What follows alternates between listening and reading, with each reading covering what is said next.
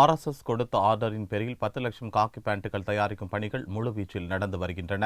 பாரதிய ஜனதா கட்சியின் தாய் அமைப்பான RSSல் அங்கம் வகிக்கும் தொண்டர்கள் காக்கி அரைக்கால் சட்டை மற்றும் வெள்ளை சட்டையை சீருடையாக அணிந்து வருகின்றனர். RSS தோற்றுவிக்கப்பட்ட நாள் முதல் 91 வருடங்களாக சீருடையாக இருந்த காக்கி அரைக்கால் சட்டைக்கு பதிலாக காக்கி பேண்டுக்கு மாற RSS தலைமை முடிவு செய்தது.